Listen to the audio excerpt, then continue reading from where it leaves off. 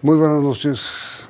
El distanciamiento entre el gobierno y Cambio Radical subsiste. Hoy, los miembros de la Comisión Primera de la Cámara, incluyendo al presidente de la misma corporación, doctor Rodrigo Lara, asistieron a la Comisión Primera, pero cuando iban a votar el estatuto que reglamenta la Justicia Especial para la Paz, se retiraron y no votaron. A ver, doctor Lara, ¿por qué insisten ustedes en su posición en contra? A ver, Yamil, cuando usted se encuentra con una ley que ha sido radicada por el gobierno nacional, por el ministro del Interior, y se encuentra que cerca del 80% de los casos que involucran a militares quedan por fuera de la JEP, dadas las indefiniciones que traía el texto respecto del homicidio, los tipos de homicidio que entrarían en la JEP. Se encuentra con que los señores de las FARC podrán seguir disfrutando impunemente de inmensas fortunas en manos de sus testaferros. Se encuentra también que si los señores de las FARC se van para una BACRIM o siguen cometiendo delitos en el marco de una disidencia, podrán seguir disfrutando, gozando perennemente o eternamente de este régimen especial de la Jurisdicción Especial para la Paz. Se encuentra además con que los jueces que han sido seleccionados, por lo menos un importante paquete de ellos, tiene un claro sesgo ideológico y no existen controles sobre estos jueces, que además son muy poderosos, y se da cuenta al mismo tiempo que no se definen las reglas de la restricción efectiva de la libertad de los señores de las FARC. ¿Qué posición puede usted asumir frente a ese texto, pensando en el interés superior del país? Pues una posición crítica es la que usted puede asumir. Y pensando en el interés superior del país, lo único que uno puede hacer es decir que vota negativamente ese texto tal como fue radicado por el Ministerio del Interior. Un texto lleno de vacíos y un texto cuya implementación hubiera, a mi parecer, puesto seriamente en entredicho la viabilidad de un proceso de paz, dada la inmensa impunidad y las inmensas prerrogativas que le estaba entregando a esta organización desmovilizada de las FARC. Pero el ministro del Interior niega que eso sea así. Él afirma, como usted seguramente lo vio en el tiempo de ayer, que todo lo que está contenido en el estatuto es el desarrollo de lo que Cambio Radical también aprobó en el acto legislativo. En el acto legislativo se consagran principios, se consagran máximas. Que el estatuto desarrolla, claro, según dice el ministro. Por eso, la Constitución no llega al detalle. La Constitución o un artículo constitucional desarrolla los grandes principios. Y esos grandes principios quedaron, podría decir yo, en gran parte plasmados en el acto legislativo. Contribuimos y contribuí personalmente para que así fuera. Sí. Pero el desarrollo de la ley tenía grandes vacíos y llegó con grandes vacíos que le acabo de mencionar. Los del estatuto. Claro, la ley estatutaria básicamente establecía, por ejemplo, que si los señores de las FARC tienen una inmensa fortuna producto del narcotráfico, del secuestro, de la extorsión, y las tiene un testaferro, pues no estaban en la obligación de denunciar a ese testaferro. Y si después la Fiscalía captura al testaferro y descubre sus bienes, pues esos señores podrían seguir disfrutando de una mortificante prerrogativa que serían las sanciones especiales de la JEP. Es decir, yo la verdad no entiendo que este proceso de paz se haya hecho para permitirle a los señores de las FARC seguir disfrutando de unas fortunas ilícitas. Yo no entiendo que ese sea el propósito del proceso de paz y tampoco entendería que ese sea el resultado o el desenlace de una victoria que le costó mucho a este país, de una victoria que le costó mucho a las fuerzas militares.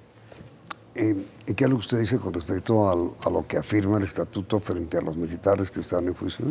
Porque habían muchas dudas respecto del tipo de homicidio que haría parte, digamos, de la competencia de la JEP. Falsos positivos. Claro, entonces el problema es que efectivamente hubo casos de falsos positivos, absolutamente reprochables, graves y que merecen las más graves sanciones, pero las muertes en combate, digamos, muertes en combate, que son muchas porque apareció un guerrillero muerto o una persona muerta, que pudiera interpretarse o respecto a los cuales existiese duda de si se trata de un falso positivo o no, pero que fuera así catalogado por un juez ordinario, pues no entrarían a la Jurisdicción Especial para la Paz, cuando la Jurisdicción Especial para la Paz se hizo justamente para dirimir en qué casos hubo efectivamente un falso positivo, que es un homicidio en persona protegida, y en cuáles no. Usted sabe que ha existido una agenda de sectores políticos de izquierda que ha buscado deliberadamente ampliar el número o extender el número de casos de falsos positivos para llevar a cabo una guerra jurídica contra las FARC. Y no quiero que sea malinterpretado, los casos de falsos positivos existieron, pero no en el número en que sectores o partidos de las izquierdas han querido señalarlo. ¿Y usted qué piensa de la, no quiero llamarla amenaza, sino de la advertencia que hizo el presidente Santos primero y el ministro del Interior después, en el sentido de que o ustedes están con el proceso o no lo están? Nosotros tenemos que velar por los intereses superiores del país. Y cuando usted se encuentra con un texto con estos vacíos... No, pero me refiero a que ustedes están con el proceso o no lo están y se deberían retirar del gobierno o de la coalición. El proceso de paz ya se firmó. Yo creo que fue algo en últimas positivo porque es la consagración de la victoria de las fuerzas militares. Sí. Ahora bien, esa victoria de las fuerzas militares no puede convertirse en algo negativo por culpa de una JEP mal hecha, mal precisada, mal definida por el Ministerio del Interior en el marco de la famosa CECIBI esta, que es el órgano de paragobierno que se inventaron con las FARC y al cual asiste el doctor Rafael Pardo y el señor Ministro del Interior. Me parece que allí en esa CECIBI ha faltado mucha claridad por parte del gobierno y ha faltado que se amarren un poquito los pantalones para evitar que textos de esta naturaleza, tan mal hechos, que no desarrollan efectivamente ni siquiera los principios establecidos en el acto legislativo de la JEP pudieran llegar al Congreso de la República.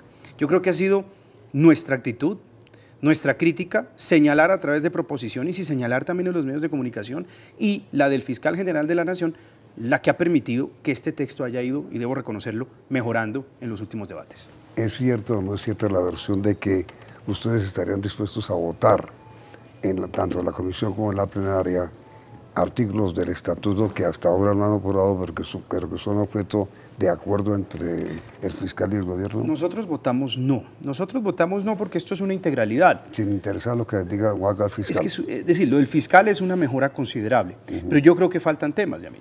Falta, por ejemplo, definir en qué consiste la restricción efectiva de la libertad de las FARC. Porque es que usted no le puede dejar esto a la interpretación de los jueces. Jueces, además, que en gran parte tienden un sesgo ideológico dada su militancia, su activismo político en el pasado. Es decir, la sanción más importante que trae la JEP para la guerrilla desmovilizada es la restricción efectiva de la libertad. Y si usted va al texto de la JEP, ellos solamente definen la restricción efectiva de la libertad en el sentido de que no será pena de prisión. Pero entonces, ¿qué es? Sí, lo definen por lo negativo, pero no precisan en qué consiste. Esos mínimos, creo yo, es lo mínimo que piden los colombianos, que se sepan qué va a consistir esa restricción efectiva de la libertad, que no quede a interpretación de un juez que en el pasado ha tenido simpatías o activismo político con movimientos afectos a la causa de las FARC. Pero el mismo acto legislativo no habla de restricción. Sí, ¿y eso qué es? ¿Restricción?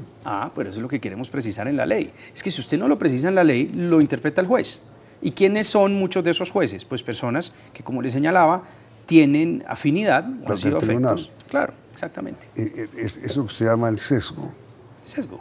Que es un sesgo de izquierda, ¿cree usted? Pues digamos, son jueces, uno hubiera preferido contar con personas, digamos, que tienen una trayectoria profesional más ligada a la interpretación del derecho, a la aplicación de las leyes, y no necesariamente unas personas cuyas credenciales han sido la militancia, por ejemplo, en ONGs, con un clarísimo sesgo ideológico o con una clarísima tendencia ideológica de izquierda, o que comparten los postulados de las FARC, o que han tenido o que han hecho expresión de ideas marxistas o de extrema izquierda, porque pues el sesgo, usted sabe que existe.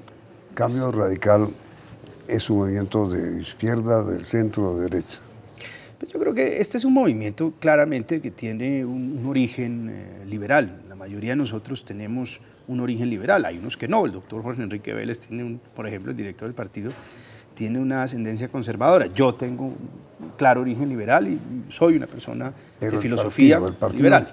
El diario del Siglo es un partido liberal de centro, en este momento de centro-derecha. De centro-derecha. Esa es más la característica que tiene el Cambio Radical. Yo me considero más una persona socialdemócrata, liberal, socialdemócrata, social liberal, llamémoslo de esa manera. Pero usted sabe que en los partidos hay deliberación y discusiones de toda índole.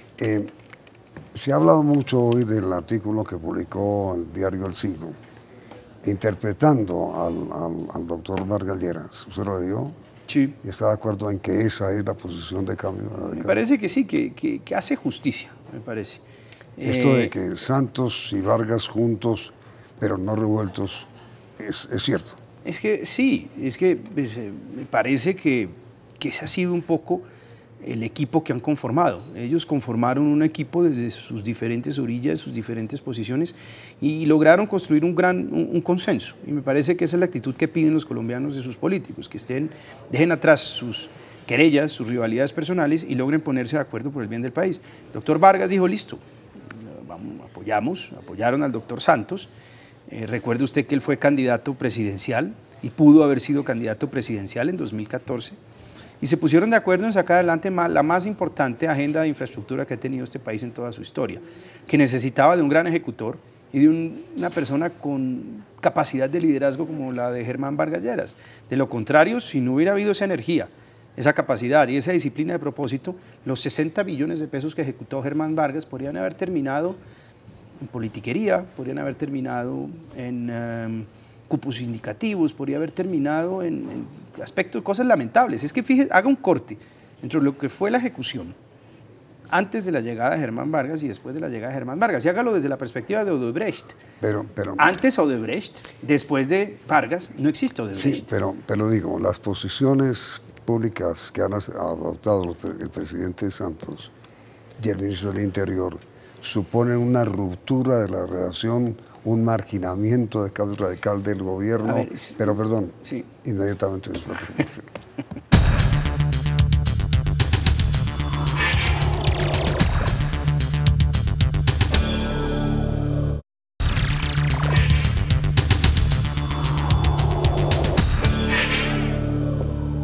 Lo escucho. Pues mire, Yamit, yo creo que para cualquier persona que asuma responsablemente una función pública, su lealtad con otra persona, por ejemplo, un superior, siempre va a estar ligado al interés superior del país. Yo entiendo que el doctor Rivera hable de traiciones y hable de... traiciones no. ¿Cuál fue la palabra que empleó tal vez?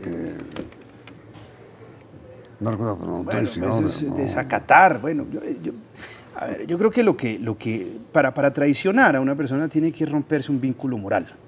Si no hay rompimiento del vínculo moral... No, que no eran coherentes. Esa fue la palabra que utilizó. Es una lamentación. Mire, yo creo que aquí lo que ha habido es correspondencia al interés superior del país. No, pero mi pregunta fue, ¿ustedes quieren irse al gobierno? Pues mire, si ese es el costo a pagar por defender unas posturas, pues sí, yo no le veo ningún problema. Pero digo, yo creo que los ministros... A ver, yo no creo que ese sea el talante del presidente Santos de decirle o me votan o saco a los ministros. Sí, tampoco creo que ese sea. Pero, sí es el talante de muchos políticos que están secretando saliva y muertos de ganas por quedarse con unos puesticos por ahí. Sí, no, pero digo, entonces, pero digo, no, la posición de Germán Vargas Lleras, obviamente de su partido, no es la de apartarse un poco de la política de paz del presidente.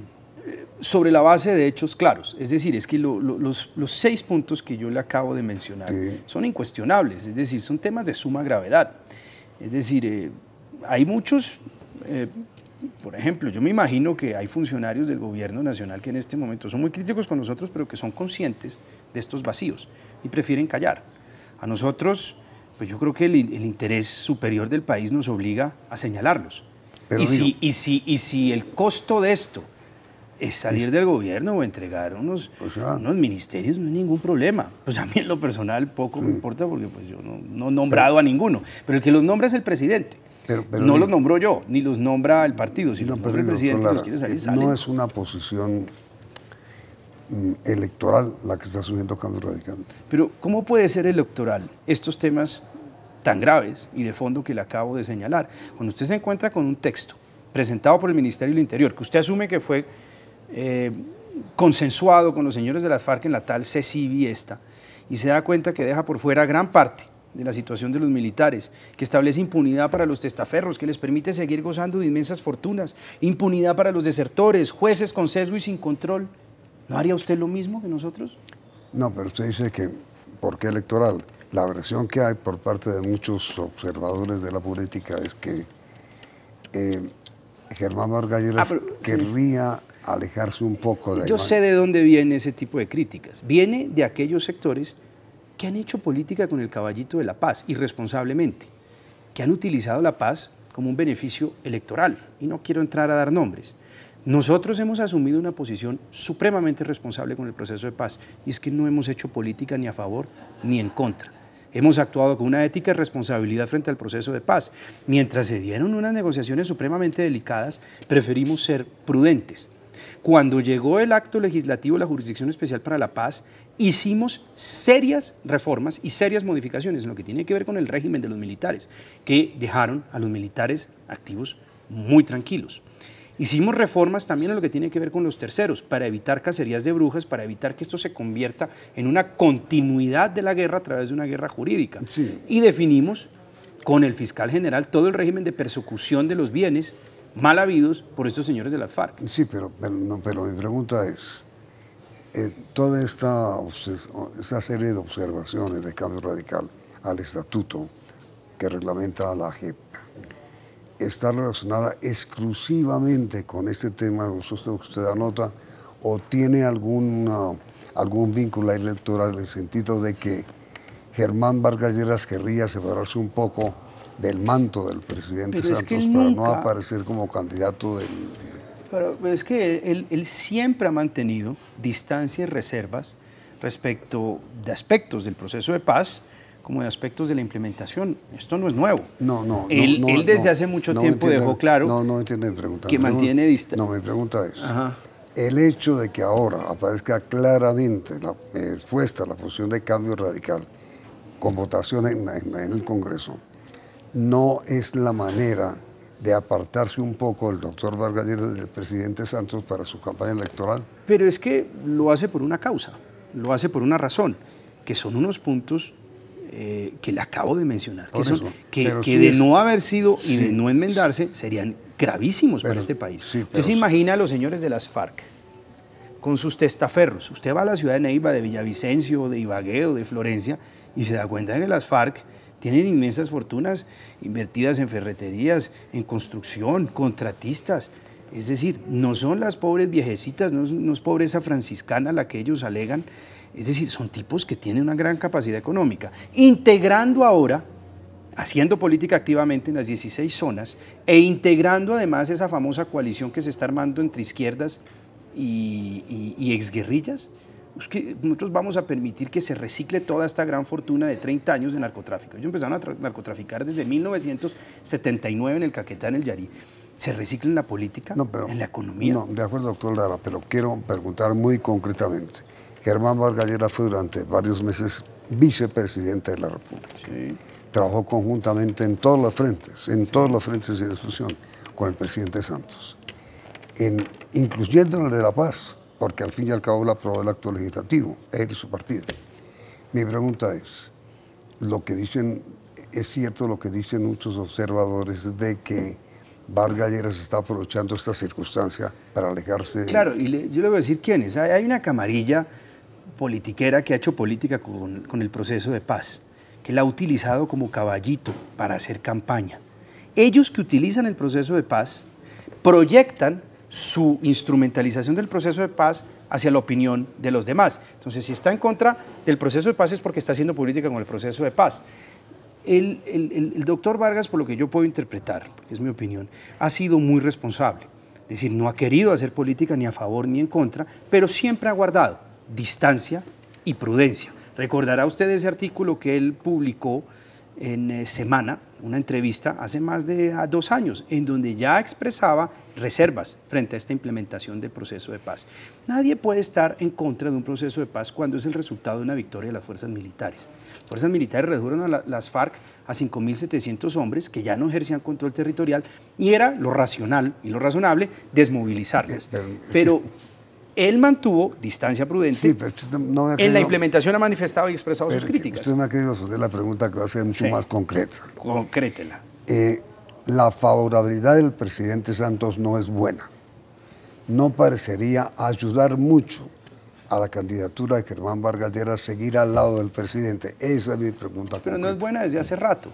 Y eso no es buena. Por eso, el no sé, pero hasta señor ahora presidente pero no es buena desde hace rato. Si hubiese un cálculo por parte del pero doctor hasta Vargas. ahora va a comenzar la campaña electoral porque Vargas Lleras todavía no se va a Sí, pero digamos que, si se tratara de una posición pragmática o calculadora por parte de Germán Vargas, se hubiera retirado hace tiempo. No me entienden. Hubiera marcado una diferencia hace tiempo. No me quiere responderlo entonces, mire. No, sí. Mire, no influye para nada, digamos, la baja popularidad del presidente Santos en la actitud del doctor Vargas Lleras, en el sentido de que desearía mejor no estar cobijado por el manto del presidente.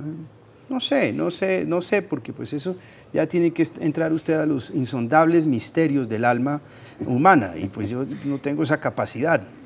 Lo que le puedo decir es que aquí hay unos hechos objetivos, claros y concretos que nos llevaron a mantener y asumir una distancia con esta ley estatutaria de la Jurisdicción Especial para la Paz. Debo señalar, no obstante, que he visto mejoras y lo celebro. Y yo creo que la actitud que hemos asumido, la actitud del señor fiscal, ha llevado a que el gobierno haga estas importantes mejoras. Pero falta en lo que tiene que ver con el control de los magistrados de la Jurisdicción Especial para la Paz, y falta, por ejemplo, en lo que tiene que ver con la definición y precisión de lo que será esa restricción efectiva de la libertad. Los colombianos no se van a aguantar que le mamen gallo a una sanción que ciertamente no va a ser una pena de prisión, pero que sí tiene que vehicular un reproche, sí tiene que vehicular un mínimo de retribución por el daño que han causado. Y no puede quedar esto sujeto a que el señor del colectivo Alvear termine interpretando lo que es la restricción efectiva de la libertad. Pero entonces, doctor Lara, ¿alguien de Cambio Radical ha hablado con el presidente sobre estos temas? Pues mire, nosotros hemos transmitido estas inquietudes y se las hemos transmitido al señor ministro del Interior, pues que ha sido más bien desobligante, como usted pudo ver en la entrevista de ayer con nosotros, y un poco temerario en sus afirmaciones, pero bueno, no personalizamos este tipo de asuntos.